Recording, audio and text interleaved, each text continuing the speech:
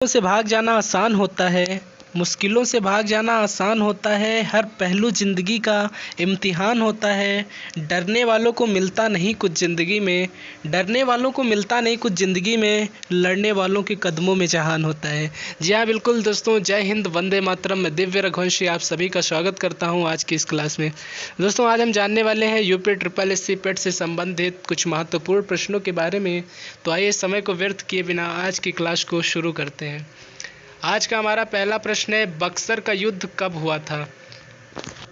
पहला और महत्वपूर्ण प्रश्न है साथियों, बक्सर का युद्ध कब हुआ था। 1796 ईस्वी में, 1564 ईस्वी में, 1764 ईस्वी में या 1989 ईस्वी में। तो इसका सही उत्तर हो जाएगा साथियों ऑप्शन नंबर सी, 1764 ईस्वी में बक्सर का युद्ध हुआ था। इंपॉर्टेंट प्रश्न है साथियों। दूसरा प्रश्न है, राजा हर्षवर्धन ने कौन सा प्रसिद्ध नाटक लिखा था। हर्षवर्धन ने निम्नलिखित में से कौन सा प्रसिद्ध नाटक लिखा था। नारायणियम, नागानंद, रामायण या भरतांजलि। तो इसका सही उत्तर हो जाएगा साथियों option number B, Nagananda Ratnavali नामक इन्होंने नाटक लिखे थे, जिसमें से निम्नलिखित में से नागानंद इनका प्रसिद्ध नाटक था। ऑप्शन नंबर बी इसका सही उत्तर हो जाएगा साथियों। हर्षवर्धन ने नागानंद नामक एक प्रसिद्ध नाटक की रचना की थी। तीसरा प्रश्न है, सूरदास निम्न में से किस मुगल शासक के समकालीन थे। निम्नलिखित में से किस मुगल शासक के समकालीन, सूरदास जो थे उन किस मुगल शासक के समकालीन थे। शाहजहां, अकबर, हुमायूं या बाबर। तो इसका सही उत्तर हो जाएगा साथियों ऑप्शन नंबर बी, सूरदास जो थे वो अकबर के समकालीन थे। अगला और चौथा नंबर प्रश्न है, सिविल सेवा किसके शासनकाल में प्रारंभ की गई थी। सिविल सेवा किसके शासनकाल में प्रारंभ की गई थी। Lord Canning, lord Curzon, option number C lord Cornwallis या लॉर्ड डलहौजी। तो इसका सही उत्तर हो जाएगा साथियों option number C, lord Cornwallis के शासनकाल में सिविल सेवा की जो परीक्षा होती है वो प्रारंभ की गई थी। पांचवा नंबर प्रश्न है, 1857 ईस्वी के सिपाही विद्रोह के दौरान मुगल शासक बहादुर शाह जफर को किसके द्वारा गिरफ्तार किया गया था। 1857 ईस्वी के सिपाही विद्रोह के दौरान जो मुगल शासक बहादुर शाह जफर थे उनको किसके द्वारा गिरफ्तार किया गया था। Captain Hudson, John Nicholson, Sir Rose या कॉलिन कैंपबेल। तो इसका सही उत्तर हो जाएगा साथियों option number A, captain Hudson द्वारा 1857 की सिपाही विद्रोह के दौरान मुगल शासक बहादुर शाह जफर को गिरफ्तार किया गया था। अगला और छठा नंबर प्रश्न है, पत्नी पति की बंधुआ दासी नहीं है, वह पति की तरह अपना रास्ता चुनने के लिए स्वतंत्र है। यह कथन किसने दिया था। पत्नी जो है वह पति की बंधुआ दासी नहीं है, वह पति ही की भांति अपना रास्ता चुनने के लिए पूर्ण रूप से स्वतंत्र है। यह कथन किसका था। डॉक्टर भीमराव अंबेडकर, महात्मा गांधी, सरदार पटेल या राजा राम मोहन राय। तो इसका सही उत्तर हो जाएगा साथियों महात्मा गांधी। महात्मा गांधी ने कहा था कि जो पत्नी है वह पति की बंधुआ दासी नहीं है, वह पति की भांति ही अपना रास्ता चुनने के लिए स्वतंत्र है। सातवां नंबर प्रश्न है, देशी विरासत में लोगों के संगठनों द्वारा चले राष्ट्रीय आंदोलन को क्या कहते थे। देशी विरासत में लोगों के संगठनों द्वारा चले राष्ट्रीय आंदोलन को क्या कहते थे। सविनय अवज्ञा आंदोलन, सविनय प्रज्ञा आंदोलन, हरियाणा राष्ट्रीय आंदोलन, असहयोग लोक आंदोलन या प्रजामंडल आंदोलन। तो इसका सही उत्तर हो जाएगा साथियों ऑप्शन नंबर डी, प्रजामंडल आंदोलन। देशी विरासत में लोगों के संगठनों द्वारा जो राष्ट्रीय आंदोलन चलाए जाते थे उनको प्रजामंडल आंदोलन कहा जाता था।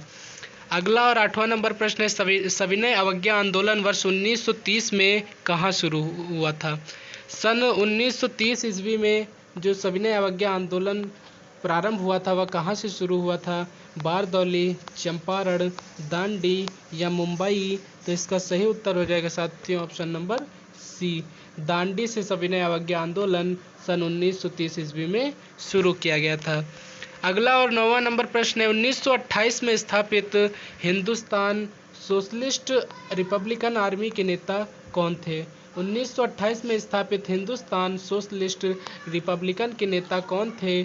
खुदीराम बोस, लाला लाजपत राय, चंद्रशेखर आज़ाद या सुभाष चंद्र बोस?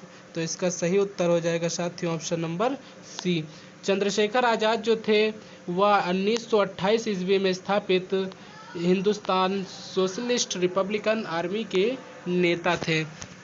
अगला और 10वां नंबर प्रश्न है, पृथ्वी के धरातल से वायुमंडल की निम्न संरचनाओं को व्यवस्थित करें। पृथ्वी के धरातल से वायुमंडल की निम्न संरचनाओं को व्यवस्थित करें। क्षोभ मंडल, मध्य मंडल, समताप मंडल, ताप मंडल, क्षोभ मंडल, समताप मंडल, मध्य मंडल और ताप मंडल। ये समताप मंडल, क्षोभ मंडल, मध्य मंडल, ताप मंडल। ये ऑप्शन नंबर डी है, समताप मंडल, मध्य मंडल, क्षोभ मंडल और ताप मंडल। तो इसका सही उत्तर हो जाएगा साथियों ऑप्शन नंबर बी, क्षोभ मंडल, समताप मंडल, मध्य मंडल और ताप मंडल इसका सही उत्तर हो जाएगा। अगला और 11वां नंबर प्रश्न है, रानी झांसी समुद्री राष्ट्रीय उद्यान कहाँ स्थित है? निम्नलिखित में से रानी झांसी समुद्री राष्ट्रीय उद्यान कहाँ स्थित है? तमिलनाडु, पांडिचेरी, अंडमान और निकोबार द्वीप या लक्षद्वीप में? तो इसका सही उत्तर हो जाएगा साथियों option number C. Option number C इसका सही उत्तर हो जाएगा। रानी झांसी समुद्री राष्ट्रीय उद्यान अंडमान और निकोबार द्वीप समूह में स्थित है। अगला और 12वां नंबर प्रश्न है, किस प्रकार की मिट्टी की जल धारण करने की क्षमता सर्वाधिक होती है?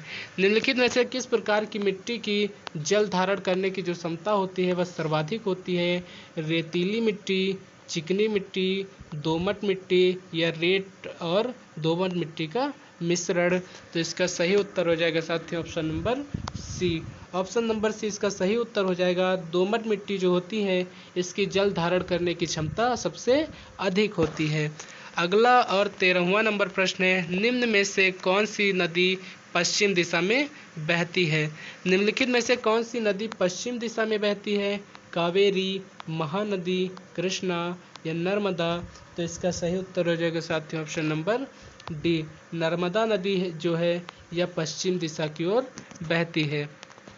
अगला और 14वां नंबर प्रश्न है, सीमांत उपयोगिता वक्र हमेशा होता है। सीमांत उपयोगिता वक्र हमेशा होता है, ऊपर की ओर बढ़ता हुआ होता है, कभी ऊपर की ओर चढ़ता हुआ नहीं होता है, एक्स अक्ष के समांतर होता है या सामान्य परिस्थितियों में गिरता हुआ होता है? तो इसका सही उत्तर हो जाएगा ऑप्शन नंबर डी, सीमांत उपयोगिता वक्र हमेशा सामान्य परिस्थितियों में गिरता हुआ होता है।